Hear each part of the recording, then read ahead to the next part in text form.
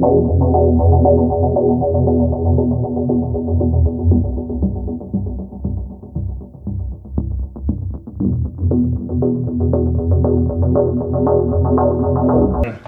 have you ever wondered why the elite guys, you see them out doing recovery rides, they're not going hard every day?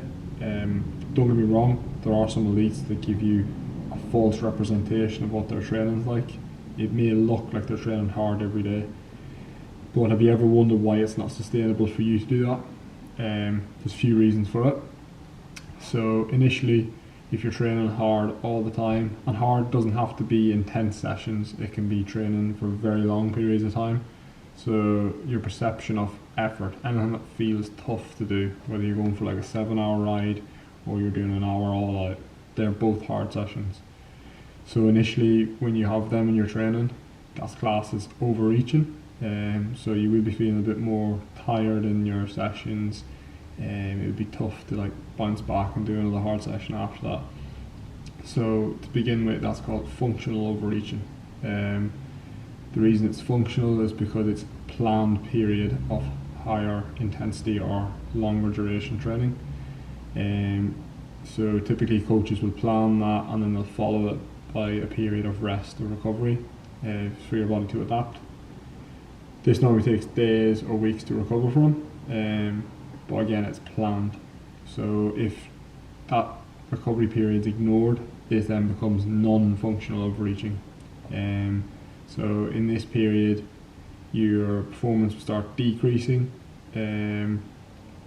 This can take weeks to months to recover from if your recovery period's been ignored from the functional overreaching. And then this will ultimately lead to athletic burnout. And athletic burnout can take months to years, to sometimes athletes quitting before they ever fully overcome the burnout. But there's various reasons that this can happen, both psychological, physiological and mechanical. So psychological, you've obviously got the monotony of the training, the stress of your training and the stress from life around your training. One thing that's common in the literature on this topic is the feelings of entrapment. So feeling trapped by the training environment that you're in, so that you're training because you have to train rather than training because you want to train. Interestingly though, the higher the training loads and the higher the training intensity, these feelings are more prevalent. So then the physiological downsides. So physiologically, you will see a decrease in performance from training hard too often or long too often. Because training hard requires time for recovery and recovery sessions in order for you to be able to train hard again. You've also got increased injury risk as you're not fully recovered for the subsequent training sessions. So the hard intense days and the hard long days just culminate in greater mechanical load, so your joints and your connective tissues are just getting loaded that way more, and naturally enough something's going to falter at some point, whether it be a stress fracture or it be an inflammatory injury like an IT band flare up or something like that, or an overuse injury. They're going to be more prevalent if you're training structured in a way that you're doing high volume or really high intensity. And obviously if you've got the combination of really high intensity and really high volume, then you're ticking the boxes for both these situations, and it's only a matter of time before something gives. So some studies on ultramarathon runners have shown high levels of troponin and creatine kinase in the bloodstream. So troponin is a marker of cardiac stress, and if that's appearing in the bloodstream, that's a sign that there's leakage, so cell leakage into the bloodstream. This is a sign of damage, same as if you were to cut your finger on something sharp, it'll bleed out. The equivalent's happening internally. And then muscular wise, so a sign of muscular stress is the creatine kinase.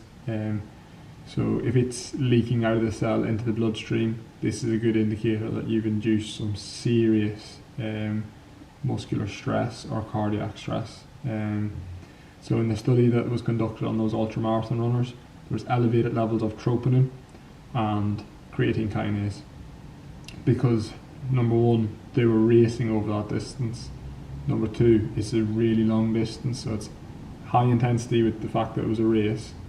Second to that, it was high volume due to the nature of an ultramarathon event.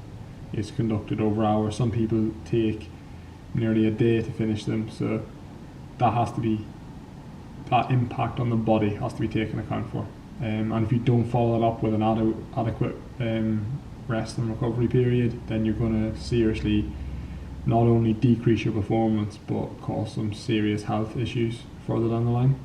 And then hemolysis was an area that kept reoccurring in the literature on this topic. So hemolysis is the rupturing of red blood cells. This can be caused simply due to the time on your feet. So if you're running an ultramarathon, naturally enough there's red blood cells in your feet, there's red blood cells to any muscle in the body. You're pounding them all the time, and naturally enough, if you're pounding them to a certain point, everything's got its breaking point, and when they burst, there's going to be cell leakage again. So a blood test is a great way of seeing your inflammatory markers and looking at the troponin levels, creatine kinase, and then other markers of hemolysis.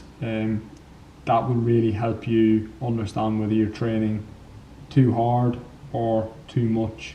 So the good news is you can strike a balance within your training by training correctly, so not too hard too often, and not going too long too often either. Having a good coach and following the training plan will ultimately help you avoid these pitfalls and result in your best performances to date. It really takes the guesswork out of it, because the coach has done out a training plan and prescribed you sessions based on your physiology. So there's no guesswork involved. You just do what's planned on that day, listen to your body and feedback to your coach. So he or she will design a program to optimally stress your body in training, but one thing it doesn't account for is life stress. So that's why you need to feed back to your coach.